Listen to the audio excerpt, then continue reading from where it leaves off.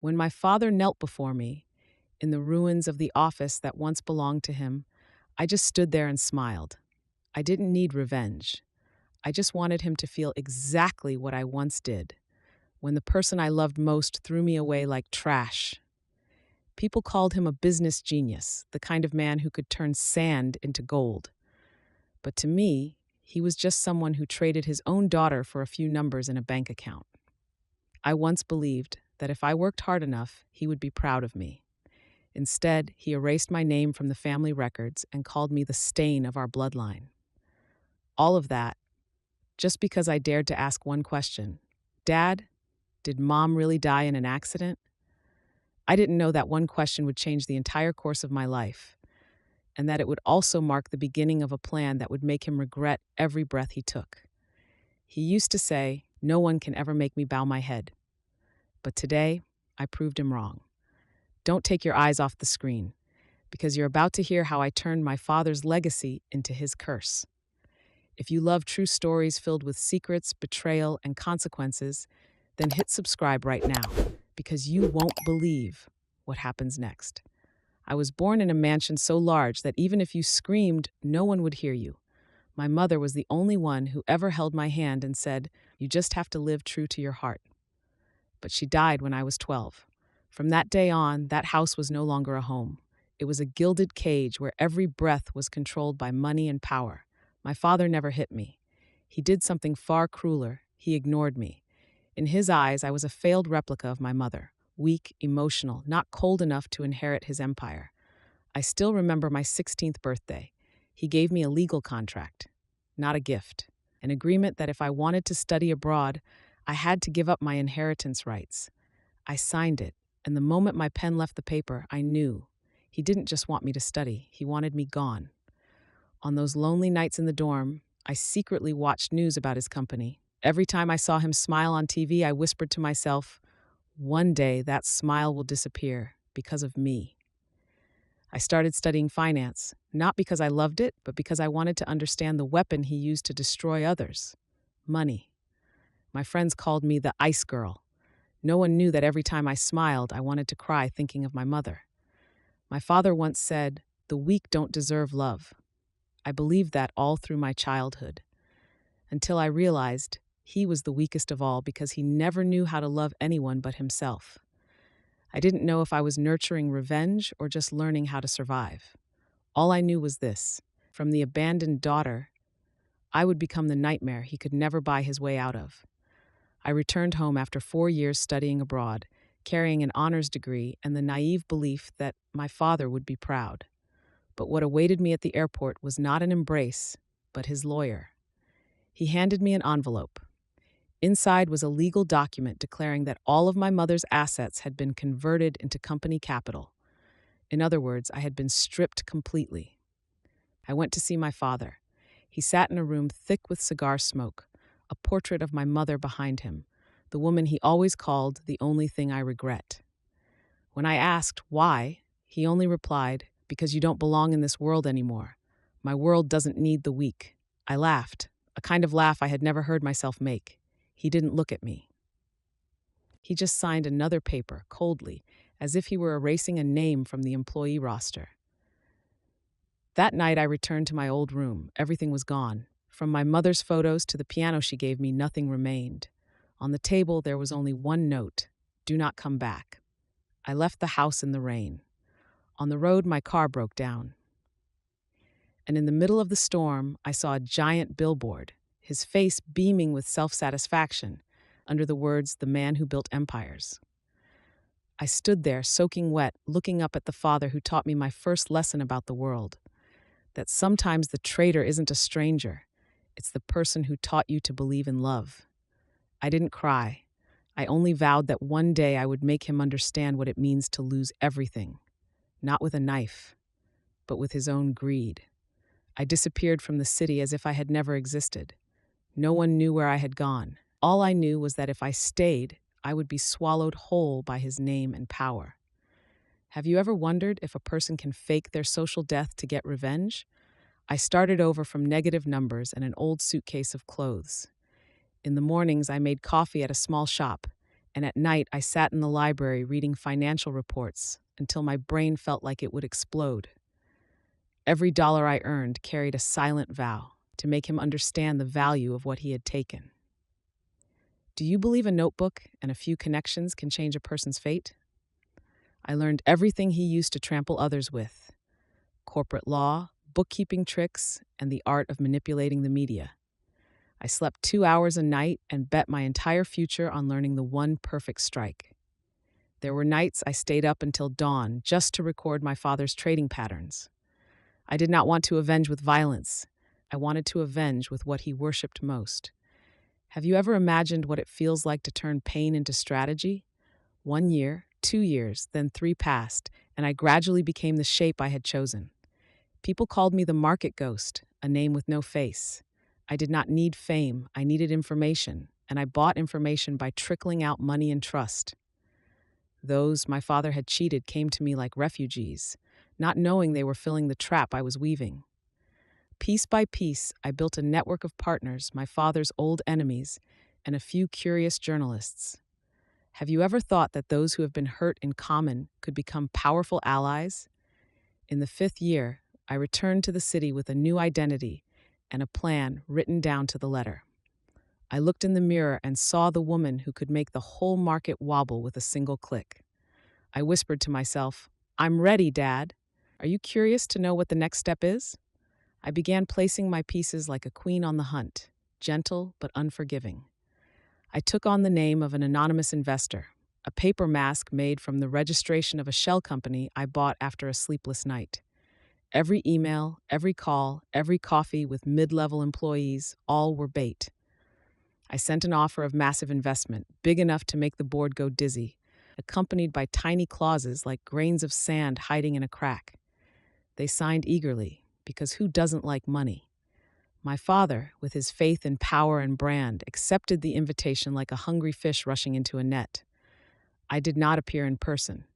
I was the shadow behind the screen, the one whispering into the ears of those who needed to hear, and the one promising the press a financial revolution was coming. I created reports to grease the information flow, half true, half false, making his company's stock flutter like an athlete's heart before the start. I hired a young but ambitious PR team, and they released the news at the right moment to wake the public's greed. I knew my father would not be able to resist showing off to the media when he heard the words major investment. And just as predicted, he spoke before the crowd with eyes bright from self-satisfaction. I inserted a sophisticated legal clause into the investment contract, a clause that would only reveal itself when everything fell into chaos. It was the key that opened the legal door to expose every gap in the books he had hidden. Those he had harmed began to surface, because I had arranged private meetings with them in a very persuasive way. A curious journalist was baited with an email file that looked so real they couldn't resist. The news began to spread like a catalyst, and the company's stock swung harder than any sudden floor stomp on Wall Street. I sat in a corner bar, drank a glass, and watched my performance on my phone screen. Every time his phone rang, it was a gentle hammer blow, striking the shell of reputation he had built. Do you believe a person's greed can become their own sentence? If you're finding this intriguing, don't miss the next part. Subscribe to the channel so you don't miss when I reveal the next move that will shake the whole city. The contract was signed, but that was only the shiny bait I dropped into the water. I knew that to snap the trap shut, I needed a trigger strong enough to lift the hatch. I had designed that trigger long ago, a small financial adjustment clause, sharp as a knife. When the company received the capital infusion, that clause would require disclosure of internal transaction details within 7 days. Have you ever seen a clause that seems harmless turn an entire empire on its head? On the 3rd day after the deal was announced, I leaked an off-site report to a journalist who lived for scandal. The report wasn't entirely true, but it was enough to make the reporter curious and send an email asking the board questions. When the press started asking, the stock plunged like a flock of startled birds, and the small waves I created began to push toward shore. Do you know what it feels like to watch your prey start to panic? My father called the board the next morning with a voice that trembled more than the phone itself. He began issuing orders, shouting, and demanding urgent explanations. But every time he acted, I had already blocked the next piece. A former partner he had cheated, who had been led to believe a debt was cleared. I sent them small pieces of evidence, enough to stir memories and anger. They contacted lawyers and reported suspicious cross-border transactions. The financial regulators began turning over every page, and the gaps he had hidden beneath those bright lights revealed themselves like cracks on a bronze statue. The first moments of the collapse were quiet and terrifying. One morning, the company was ordered to submit all its books within 48 hours. The media called it a crisis of confidence. I sat in a cafe watching the alarm messages come from inside the company, and my smile was not joy but the completion of a sentence I had written long ago. Do you think justice and revenge can wear the same face? The collapse came without warning. Just one morning when the market opened, and my father's company stock fell freely like a building losing gravity. Have you ever seen an entire empire crumble in just a few hours? Every financial headline carried his name, followed by the word investigation. The people who once praised him turned their backs faster than a mouse click. My father, the man who once made the whole city bow, now sat in a dark office, his face pale before the glowing red screens. I received the first message from one of his former employees. He's losing control. I said nothing. There was no need to do anything more. The wheel was already spinning, and the weight of greed was pulling everything into the abyss. Have you ever wondered what's more terrifying than destruction? It's the silence that follows after everything falls apart. His mansion was surrounded by the media, and images of him hunched over, stepping out of the gate, spread all over social networks.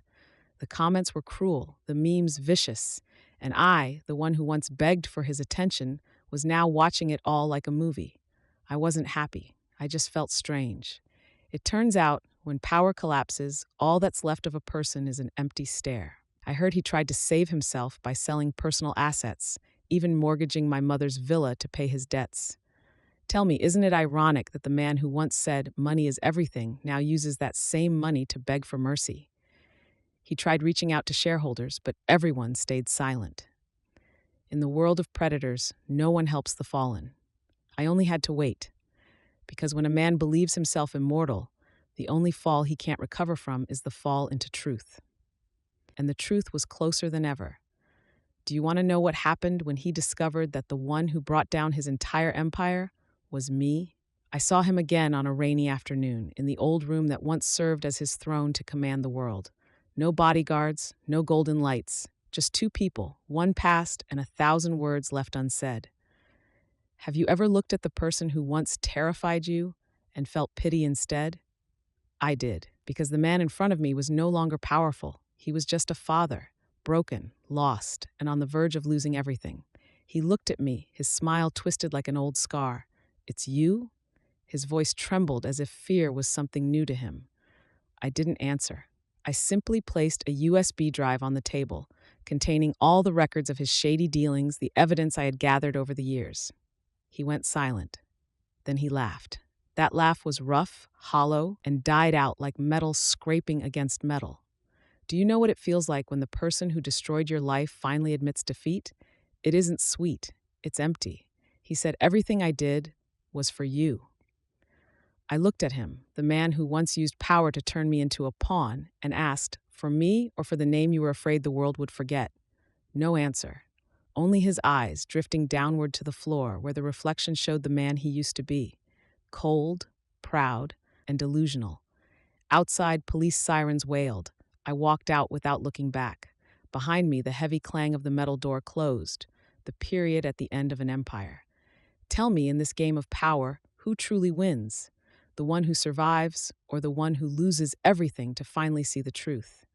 I don't know, but I do know that from that moment on, his name was nothing more than a memory, a shadow I had walked through and would never return to again. I thought when he finally fell, everything would be over. But it wasn't.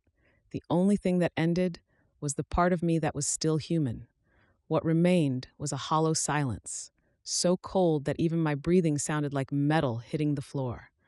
The news was everywhere. The corporation collapsed, investigations exploded, people called me the greatest betrayer of the century. Funny, isn't it? When the so called betrayer was the only one brave enough to tell the truth. I now live hidden in a small apartment where every night I replay the recording of our final conversation, not out of regret, but to remind myself that sometimes victory leaves no winners, only survivors standing among ruins. Have you ever gotten everything you wanted, only to realize there's nothing left to lose? That's me. Friends turned away, family grew afraid, and the name I once carried with pride now exists only in classified government files. I walked past the square where his statue once stood. Now it's just a bare pedestal, stained with red graffiti, spelling the word liar. I looked at it and smiled faintly. Then it hit me. To bring down a monster, I had to become part of it. Does that feeling still count as victory? What would you choose if you had the chance? Revenge or forgiveness? Because sometimes the survivor carries the heaviest sentence of all. I once believed justice was light, but now I know light is only darkness wearing a prettier name.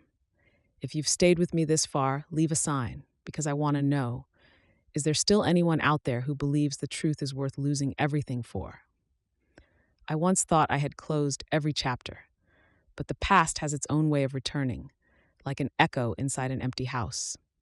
Every time I look into the mirror, I still see his eyes staring back at me through the reflection, cold, judging, and somehow proud. They say time heals all wounds, but how can it heal when time itself is what makes the memories linger?